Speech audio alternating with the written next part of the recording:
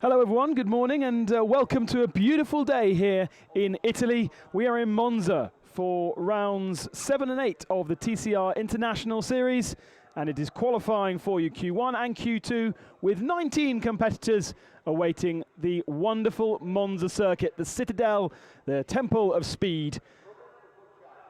And as you can see, a lovely sunny day, all the cars lined up in the pit lane, and there is our championship leader Jean-Charles Venet from France, with a healthy points advantage coming away from Spa last time out. The cars are heading out onto circuit already, 20-minute session ahead of them. And basically, if you are new to TCR, then this is the session to get into the top 12.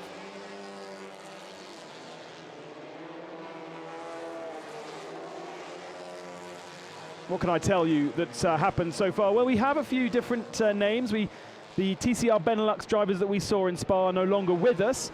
No Rob Huff this weekend because Rob is racing elsewhere. Therefore, he's been replaced at the Leopard Racing team by Jaap van Lagen, the Dutch driver. So plenty of Dutch interest still in the series. Jaap van Lagen, a works Lada driver, does Porsche Supercup, or has done Porsche Supercup for a long time, and GT drivers.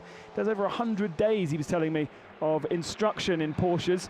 And but not a stranger to front-wheel drive, and having raced for Lada as a works driver. I'm not sure he ever had any victories as in the Lada, but it was a difficult car to obviously take to victory. The three bamboo cars, James Nash, Pepe Ariola and Hugo Valente, the only team that have three cars. And that is significant because if you've ever watched qualifying at Monza before, obviously big long straights, these touring cars are maxing out at about 245 kilometers per hour.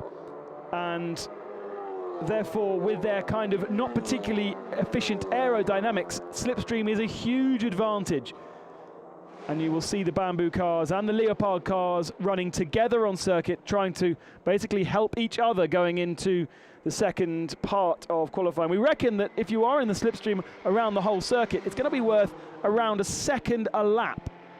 And that is a huge advantage for you when you think that in practices, which we had yesterday, in quite different conditions to be fair, the field was spread by about 2.5 seconds. Jean-Charles Venet, our championship leader, was actually right at the back of that field. You look at the square shape of that Volkswagen Golf, not the most aerodynamically efficient, especially if you look at the Honda just behind it. A very flat front to the bumper. Then the windscreen comes up in a very different way to the Honda. Here's the entry list, by the way, as the cars start their first laps. We have Stefano Camini driving the Audi for Come To You Racing. His teammate is still with us, Frederick Vervisch, in number 6 car. Venet Colciago was one of the fastest men in practice yesterday. And our Italian friend Daniel Campolari is here, racing in TCR Italy and trying to qualify for the European Championship. He needs to do 4 rounds if he doesn't complete the full Italian series. So he is here just like Hugo Valente making a mistake. Trying to sit in the slipstream of James Nash, and by the looks of things, locked to the rear going into the second of our chicanes. Of course, they all have names because this is one of those fantastically old circuits that actually have names of corners rather than numbers. Although the drivers, when talking to their engineers, will use numbers still because it's a common language that the engineers and the drivers will be able to understand. especially when you have different names, different nationalities. So it'll be turn 1, 2, 3, and inside these cars, all of the drivers will have little maps of the circuit, and that helps them then when they sit in the pit lane, explain exactly how the car is. Roberto Colciago, first of those 4 cars. You can see, just look, that parallel shot, just how aerodynamically efficient the Hondas are.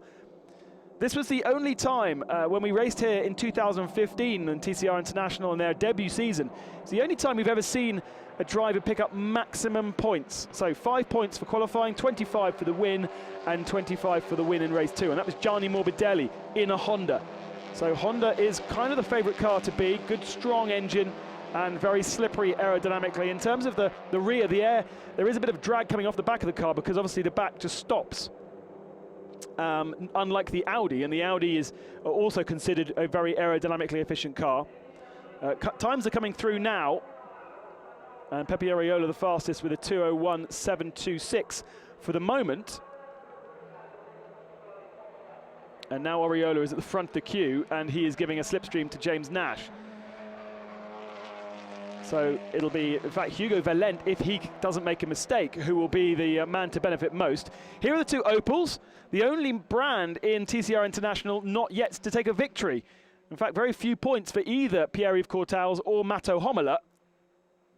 And it is Courtals on the back of Homola, so benefiting from the slipstream. And let's see if this is a good enough time to put them at the top of the timesheets. Well, Homola 8/10 slower than Areola, and Courtals slower than him. So actually didn't benefit from too much of a slipstream, and goes behind Homola.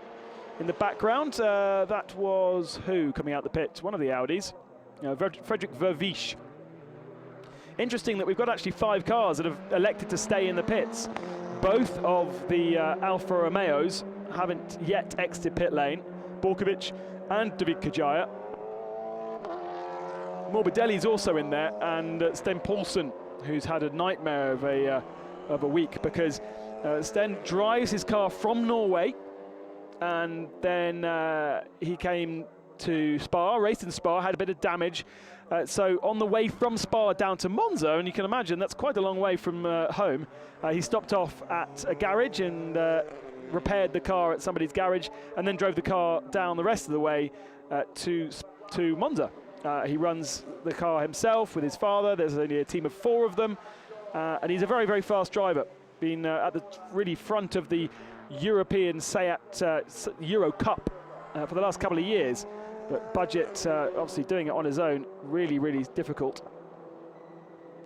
The Opels then are catching Stefano Camini at Ascari. Bit of flashing lights from Matto Homola to say, hey, look, get out of the way, we're on a lap here. Lots of curb taken by Pierre-Yves Courtals. Stefano gets out of the way, and Colciago gets out of the way, so the Opels thread their way through the middle of the pack.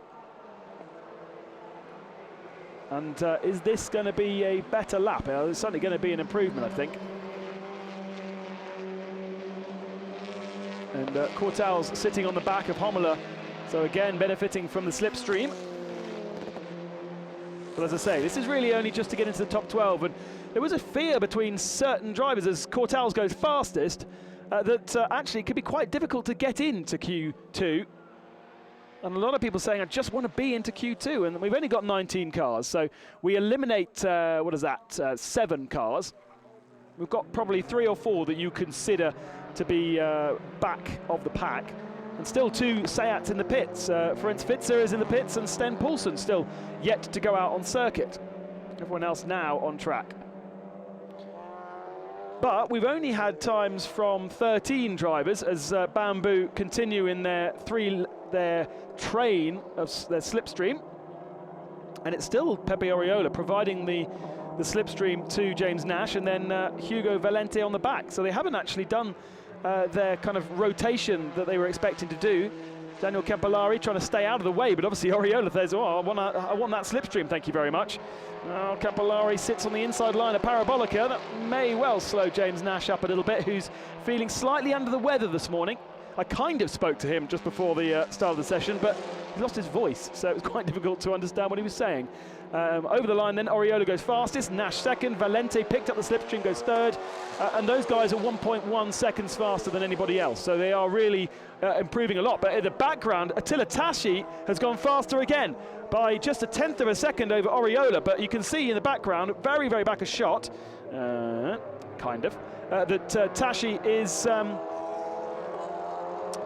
Tashi was at the front of that pack. So he was either he slipstreamed his way past both the Volkswagens during that lap, and that's why he got such a good slingshot, or he's managed to do that on his own. He did initially have Colciago with him. I think Colciago might have gone into the pits and then now come back out again. So Hugo is on the back of that train. I think now those laps are now done. Here comes the Opals again. Colciago moves up to the third, but those Opals have not done good times. So Homola's 6th, Courtal's 7th, and Homola's still towing Courtal's around, and Colciago's latched onto the back of them. So Colciago moves up into third in the Honda.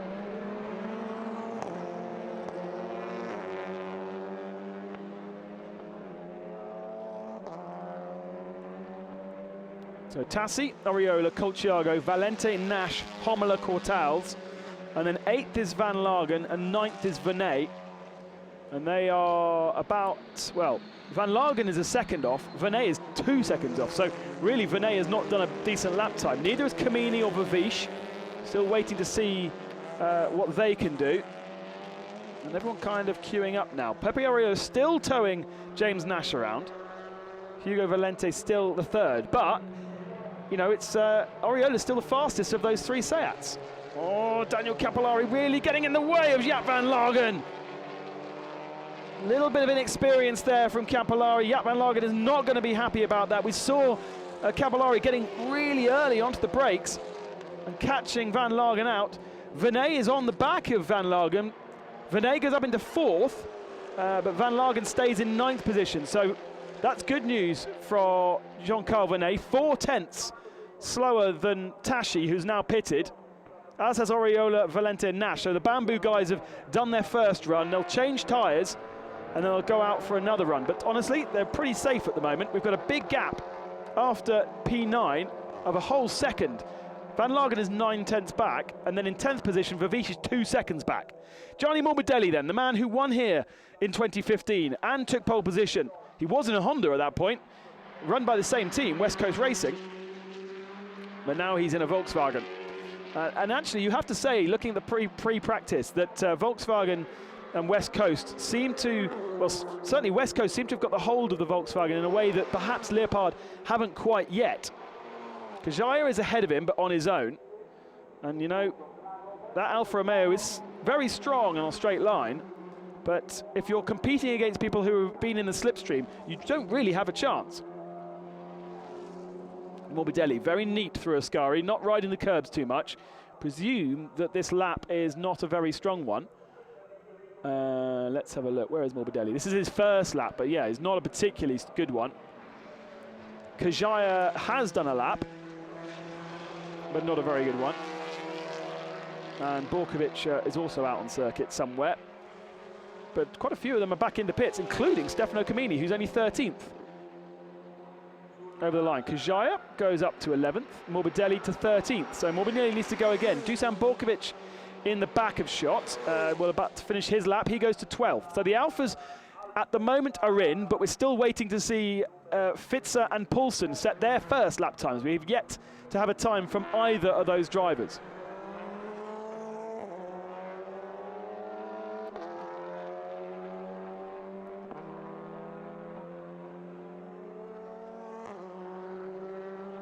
So for the moment, most of the cars back into the pits, changing at least 2 tyres. They may not take all 4 tyres because they need to save some rubber for the 2 races. They're limited on the amount of tyres that they get. They get 10 new tyres for the weekend, and then they carry over 6 from the previous races, depending on the best ones they've got.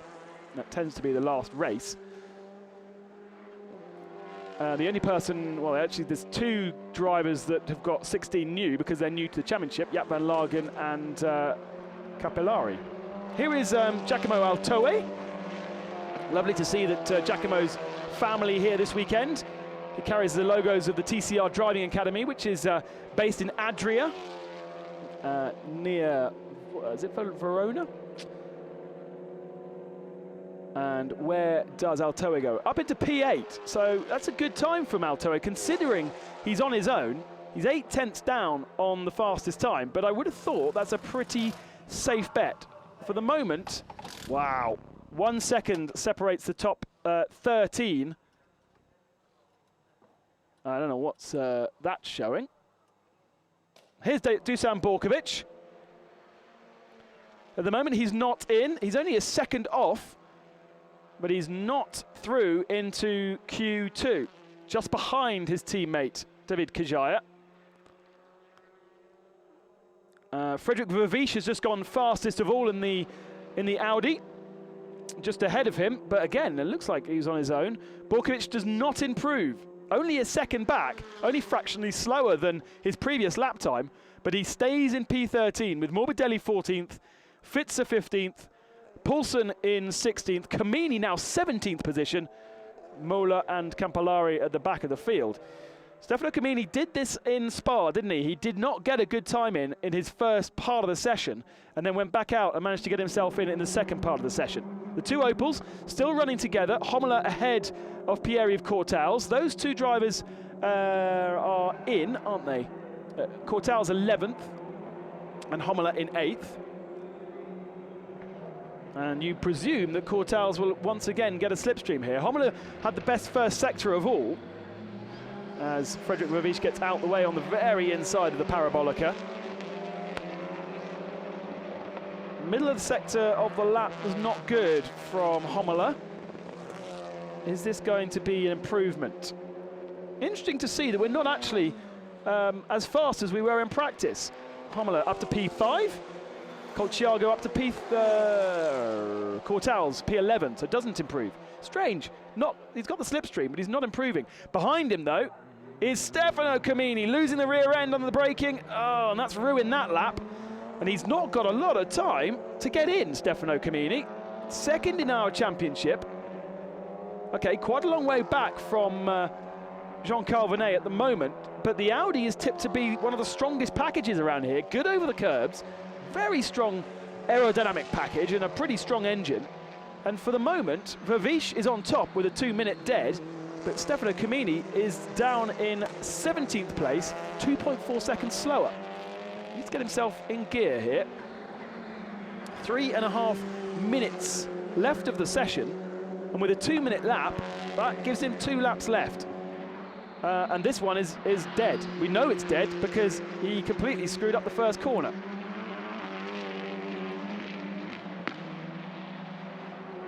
Pierre-Yves Courtals just waving to Stefano Camini, I think. A bit strange, don't know why. Frederick Vervisch is in the pit lane, and he is through. And Tassi goes fastest, Fitzer goes second. So whilst we're watching Camini go around slowly, these guys have set some very fast lap times. And look, Tassi's right on the back of all the Bamboo cars. So benefited from a tow. We're now into the 59s, which was more like practice pace. There is Ferenc Fitzer in the Seat. Different colour scheme this weekend. It's actually a different car that he ran in Spa. That's the car he ran in Bahrain and Georgia. That's the Zelle car. And then in Spa, he used the Zengo car, which is not here this weekend. Zengo concentrating on racing in his homeland in Hungary. So Tassi, Fitzer, Vervisch, Colciago. That's the top drivers, and Dusan Borkovic in the back of a nice little train here of 3 cars. Morbidelli giving the flash to David Kajaya and gets through. Kajaya now picking up Borkovic.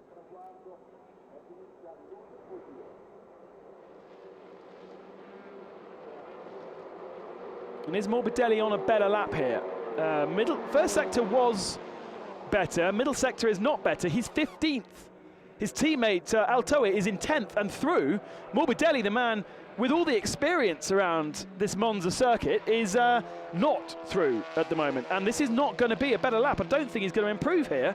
What a surprise. He's going to have one more chance over the line here to do another lap. He goes up into 10th position. It's enough to qualify for the moment. Morbidelli is through. That knocks James Nash into 13th. Is Nash back out on the circuit? Yes, he is. Here's Stefano Camini. Better first sector this time through. Camini now at 17th position, just 2 cars at the back of the field. Nash has improved, by the way, into 9th spot, so Nash is now through into Q2. Camini rides the curbs through Ascari. Oh, that Audi does look great on the curbs, doesn't it? Really settled. Runs the white line on the exit of Ascari. That is allowed. There is a track limit briefing that we've seen, and all 4 wheels off there would not be allowed. But through the heat haze, Stefano Camini comes towards the Parabolica. Tries to get the car slowed down, get the nose in to the tightened first part, and then the whole circuit kind of widens out, and Camini running the very, very edge of what is allowed. Is this going to be an improvement? Will he put himself into Q2? Yes, he does, with 9th spot. 9/10 off. It's so close for 10, 11, 12, 13, 14. Behind him, there was an improvement as well. Giacomo Altoe is now 14th and out. Morbidelli is out in 13th position. Borkovic, Cortals, Poulsen, Campolari and Mola. Is Borkovic on a better lap? He's not. Here is, messy turn from Borkovic, taking 3 or 4 stabs at Ascari. The checkered flag is out. Morbidelli is ahead of him. Morbidelli is on a better lap time, so Morbidelli may qualify here, but I don't think Borkovic has done enough.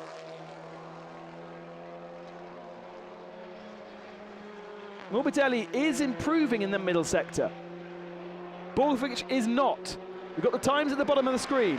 Morbidelli does not improve. He doesn't qualify into Q2, stays in 13th position, and Borkovic will stay in 15th spot. Disaster for the Serbian, and also for a very little Italian man. Is going to be very grumpy when he gets out the car. Here are the Seats coming over the line, practicing their slipstream. Nash improves and Valente improves. Oriola stays in 5th position. Colciago comes to the line. He's 4th at the moment, but actually this is going to be a better lap time from Colciago, who goes fastest of all. So Colciago fastest, Tassi second. Just a 10th of, not a 10th, 100th of a second between them. But it's an Italian at fastest at the moment. Jaap van Lagen comes towards the line.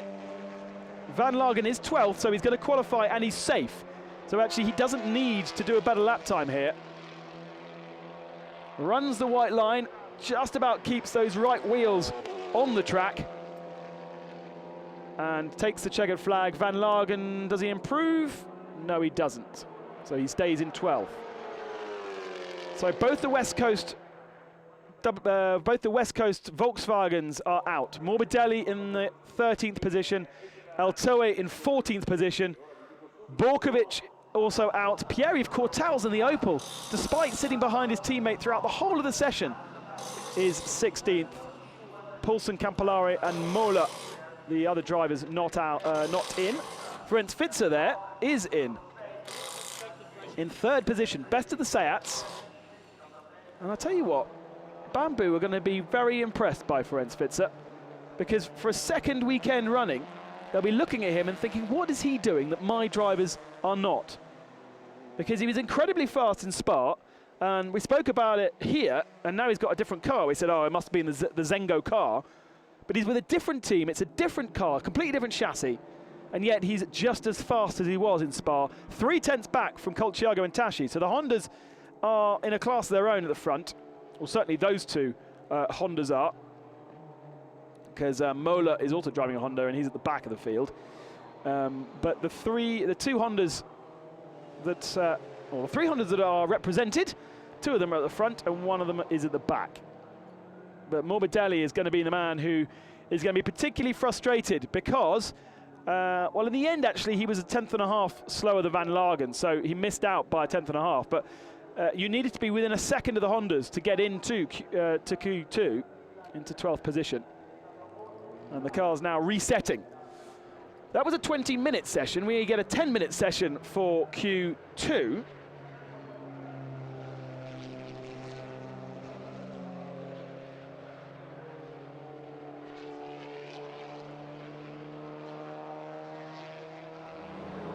And there is confirmation of the cars through. Colciago Tashi, Fitzer, screens have changed. Kamini Vinay, Colciago Vavish, Valente Tashi, Van Lagen Kajaya, Nash, Fitzer, Homola and Oriola. So all 3 Bamboos plus Fitzer. Both of the come to use are through. 1 Alfa Romeo, not Dusan Borkovic, not Gianni Morbidelli. Both of those West Coast guys are not through. Johnny jumping out the car now. 1 Alfa Romeo, both of the Volkswagens from the Leopard team, Van Lagen and Vernet. And let's see how they deal with this, because nobody really wants to be at the front of the queue. Nobody wants to provide that slipstream. Beautiful, beautiful view of the mountains, of the Alps in the background. Norby Michelis's team, 1-2 with the Hondas, Colciago and Tashi. Fitzer in 3rd position for Zelle Racing. And that is the classification. And then the people who didn't get through: Morbidelli, Artoe, Borkovic, Cortals, Poulsen, Campolari and Mola. And there is Gianni Morbidelli. The way that our camera is being held, it makes him look quite tall.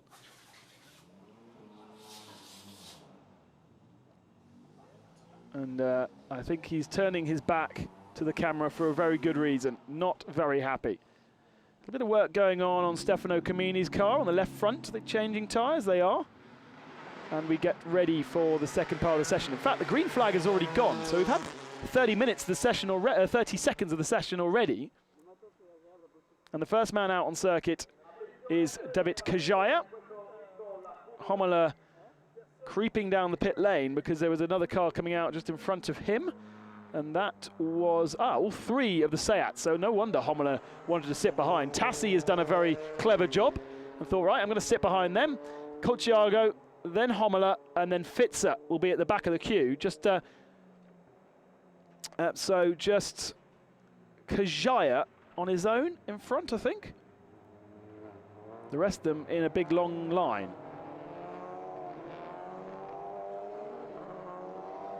Van Lagen in the pit still with Vernet, and Camini just slightly delayed, I think, with changing that left front tyre. So he will be at the back of the field. His teammate Vavish has already gone out. And there is Kajaya, the first man on circuit. New livery, by the way, on that car. If you're a regular, you'll have already noticed, and I'm really telling you the very obvious things. It used to be a beautiful white lady, and there was a story behind it, because actually the car is the car took its first victory and first pole position with Mickey Cerruti in a white livery. Before, they didn't have a chance actually to put a livery on the car, so they left it as a bare white livery, and then it won. And then, of course, being Italian, they all of a sudden thought that it was only winning because it was white, and therefore then the Georgians picked up on this silly suspicion, and the Georgians said the same thing. We don't want to change the colour of the car because it wins when it's white, and the car stayed white, and that's why the first couple of races it's been completely white.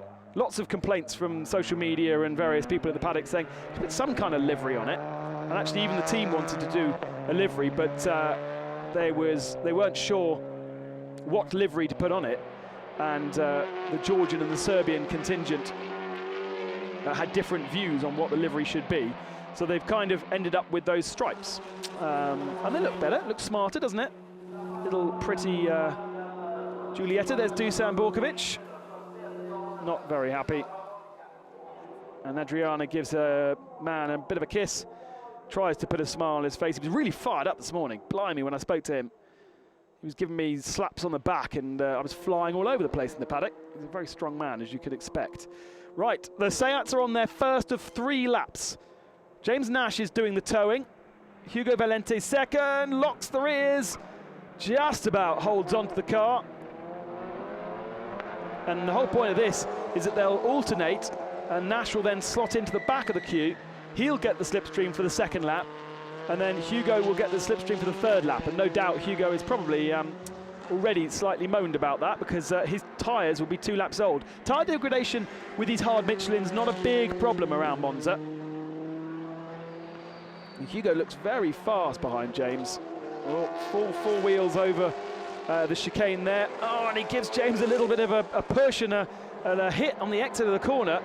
Nash then falls into line.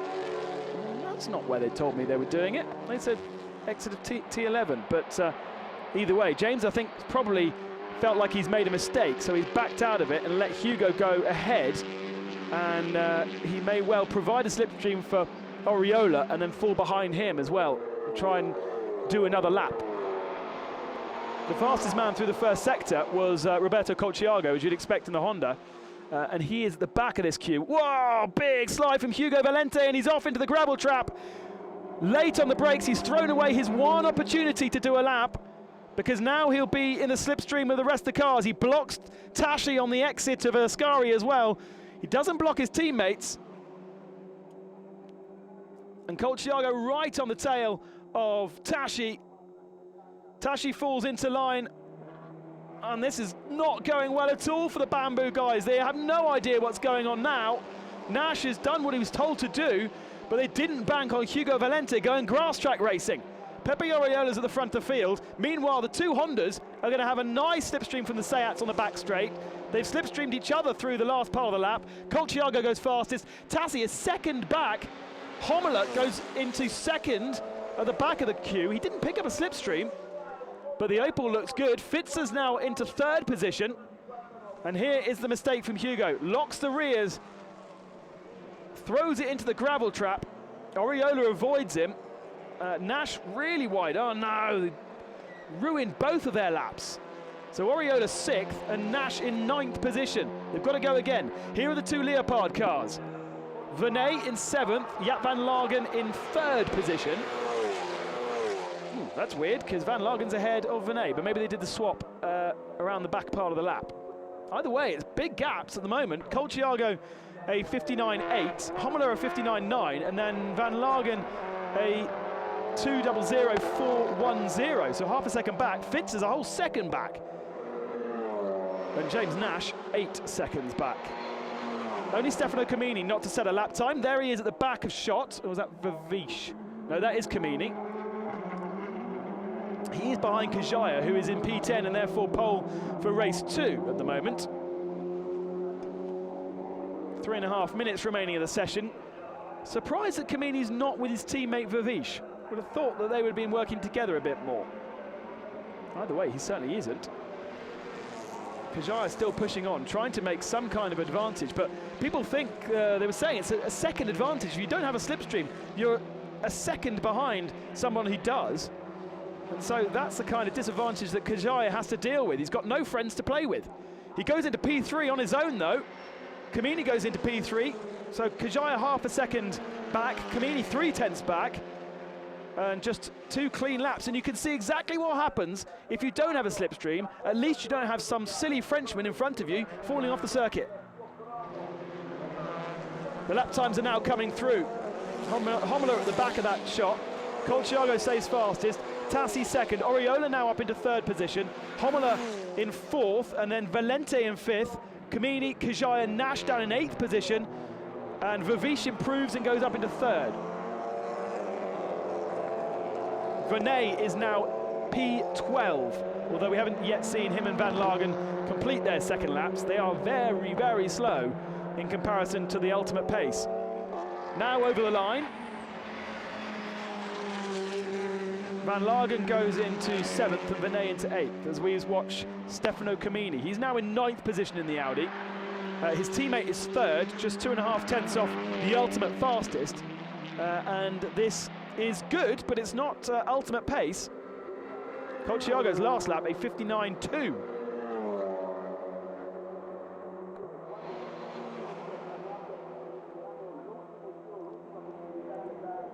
Again, running on their own, no slipstream. Bigger, much bigger challenge. Already at a disadvantage. Camini beautifully placing that Audi. exactly where he needs it. 2 wheels on the circuit, the other 2 floating in the air, having hit the little speed bump. And it's working very, very well. It's going to be an improvement from Stefano Camini. Just how good is it going to be, though? Through Parabolica. Car looks really nice and stable. Runs the white line on the exit. Where is this going to put him? Kajaya goes P3 from the Alfa Romeo. 6th for Camini. And now through the Parabolica comes the rest of the clan. Valente is now in the middle of that pack. Oriola's at the front and Nash is at the back. We're going to see changes again. Tassi goes fastest, ahead of Colciago. Nash up into 7th position. No improvement from Oriola. Homola up into 5th position. What about Colciago at the back of the pack? He doesn't improve, and Tassi is now faster than Colciago. It's still a 1-2 for the Hondas, but it's the other way round. And Tassi's backed out of this one. He's happy with that. A 58.9, but Vivish has gone faster than the Hondas. Somewhere down the start-finish straight is an Audi, and it's the wrong Audi.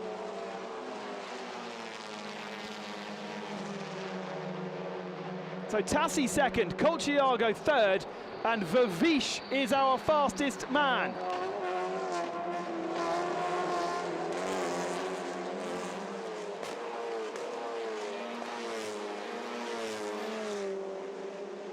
There he is, coming into the 2nd chicane. Frederick Vivish. I mean, I thought he was here to help his teammate win the championship, like Leopard have done with Jean-Carl Venet. But for the moment, the Belgian is ultimately the fastest man. He's got Ferenc Fitzer just behind him. Fitzer in 12th position in the Seat. This lap is not going to be an improvement. The only man that's still improving is David Kajaya. He's on a better lap in the Alfa Romeo. Everyone else seems to have backed out. The checker flag is flying.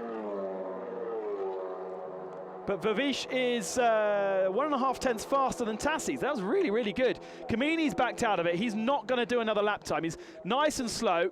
Oriola backs out of this one. He's given his slipstream to the others. But look at Colciago on the back of James Nash there. The 3rd car, the Honda. He is in 3rd position. Kajaya's lap was not better by the end. Not a very good last sector. Pretty good considering, though, that Kajaya is on his own with no slipstream. Over the line, any improvements? Colciago goes faster than Tassi. He does improve, just a 10th slower than Vivish. The rest of them do not improve.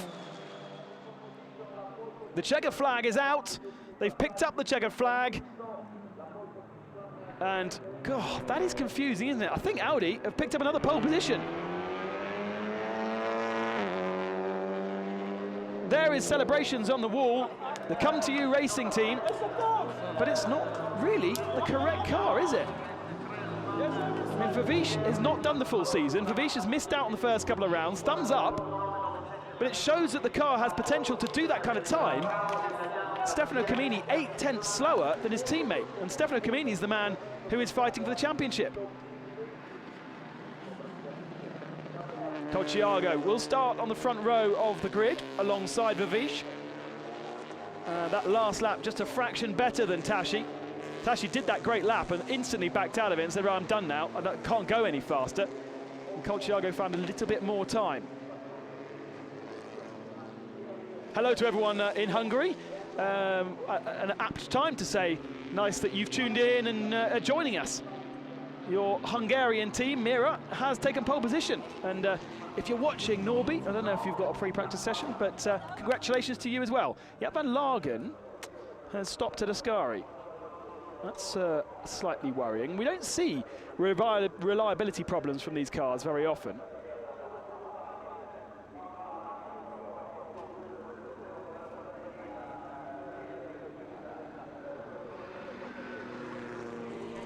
Van Lagen is getting out the car. Maybe they just ran out of fuel. And there is Luterenkin, kind of saying, well done, but it's not anything to do with me. He's the customer support or customer program manager. Here is the classification then. Vivish, Colciago, Tassi and Kajaya P4. Great effort from Kajaya. Homola, Oriola, Vernet in 7th, 8th for Camini. Nash and Valente will start on the front row for race 2. Van Lagen in 11th and Fitzer in 12th. So Bamboo will be very much looking forward to this second race of the afternoon with an all Seat front row.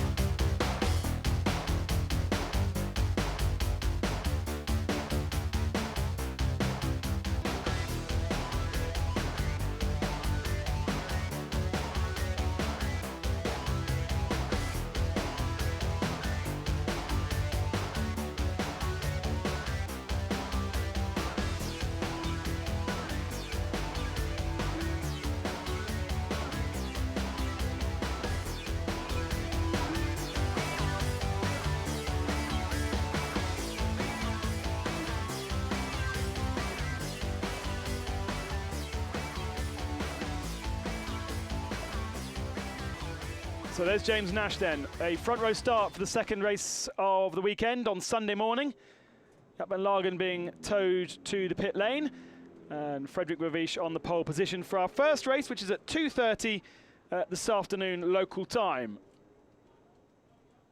So quite an early race, not a lot of time to turn around a car if there is a problem. And there is a problem for Jaap van Lagen. He'll start in 11th for both of the races. Fitzer will start in 12th for both of the races. And will we see a new winner? We've had 6 winners already. Will we have any more? Join us at 2:30 and we will see you then as we take a little tour of the amazing banking here in Monza.